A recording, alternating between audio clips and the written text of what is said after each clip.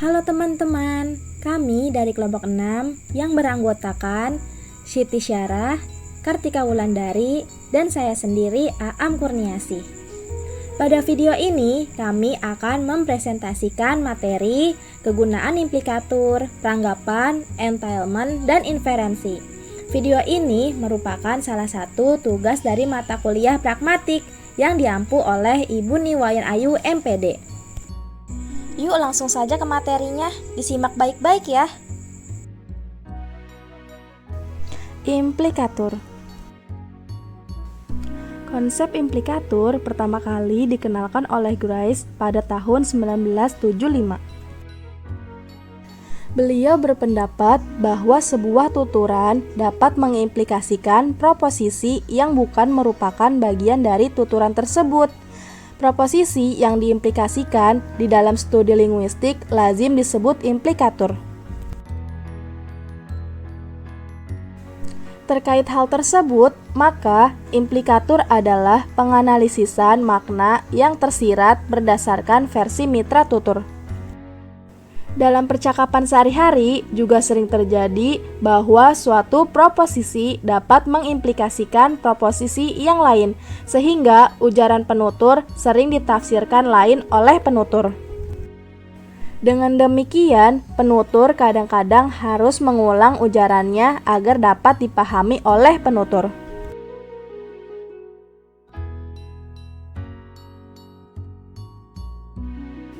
Berikut ini adalah beberapa contoh analisis wacana implikatur yang perlu kita pahami secara seksama. 1. Kata sang istri kepada suaminya ketika berada di rumah.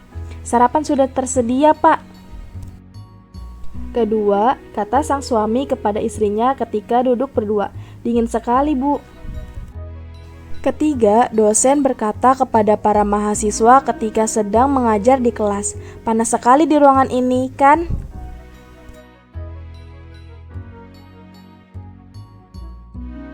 Setelah membaca contoh-contoh tadi, kita dapat memahami kalimat pertama, artinya bahwa sang istri menyilakan suaminya agar segera menyarap.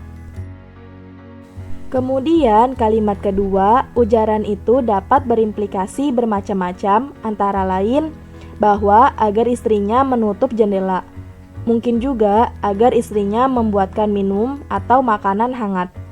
Bahkan mungkin juga agar istrinya dapat menghangati sang suami yang sedang terasa dingin.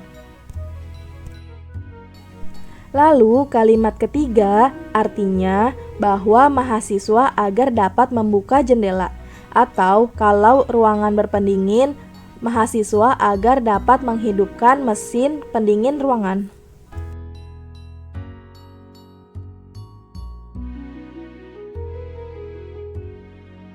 Peranggapan atau presuposisi.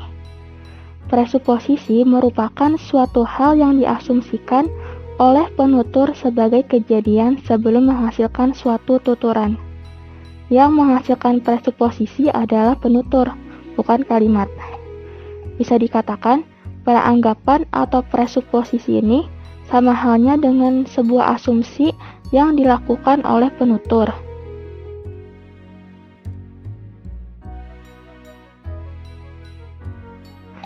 Contoh peranggapan yang pertama, apakah Andi masih pemabuk?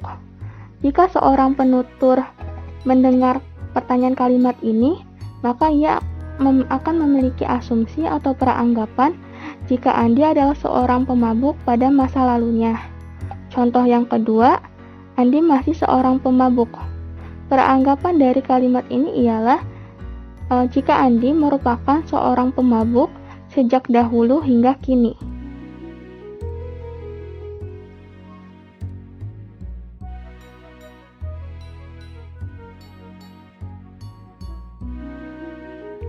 Lalu selanjutnya adalah entailment.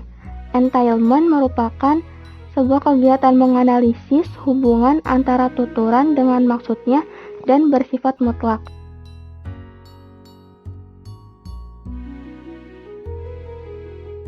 Contoh entailment yang pertama, A. Ika adalah seorang guru bahasa Indonesia di SMA Tunas Bangsa. B. Ika adalah lulusan S1 Program Studi Pendidikan Bahasa Indonesia. Tuturan B merupakan konsekuensi mutlak dari tuturan A, karena syarat untuk menjadi guru bahasa Indonesia di SMA adalah lulusan S1 Program Studi Pendidikan Bahasa Indonesia. Lalu contoh yang kedua, A. 3 bulan yang lalu, Ani menikah dengan Arya Wicaksono. B. Kini Ani sedang hamil.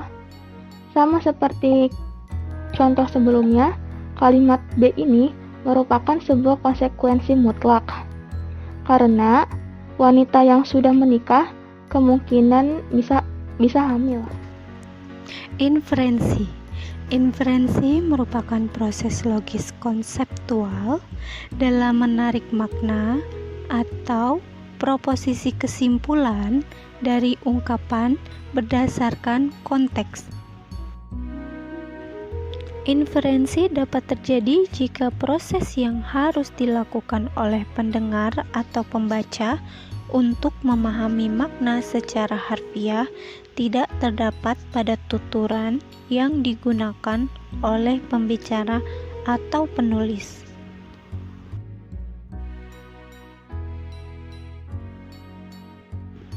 Inferensi adalah bahwa dalam entailment wajib ada konsekuensi mutlak antara tuturan dengan maksudnya. Sedangkan dalam inferensi diharapkan dapat menyimpulkan beberapa tuturan yang berupa data primer. Jadi, secara bentuk akan seperti ini. Jadi, ada hipotesa dari H1 sampai N. Sebagai contoh, 1. Ban sepeda motor Joko bocor. 2. Dia tidak memiliki uang. 3. Padahal dia harus kuliah. Kesimpulannya atau konklusinya adalah Joko tidak jadi berangkat ke kampus. Mari perhatikan contoh berikutnya.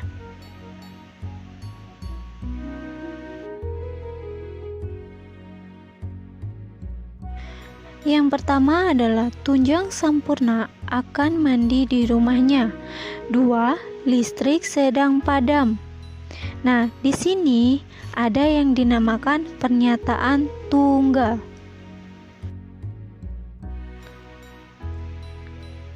Nah, dari kumpulan pernyataan tunggal ini membentuk sebuah pernyataan ganda. Pernyataan ganda ini adalah suatu premis atau dugaan-dugaan awal, di mana dugaan awal itu menghasilkan simpulan atau konklusi. Jadi, konklusinya adalah Tunjang Sampurna tidak jadi mandi.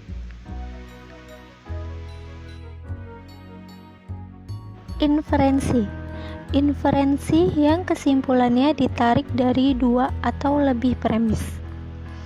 Proses akal budi akan membentuk sebuah proposisi baru atas dasar penggabungan proposisi-proposisi lama. Terima kasih kepada teman-teman yang telah menyimak video kami. Kurang lebihnya mohon maaf. Wassalamualaikum warahmatullahi wabarakatuh.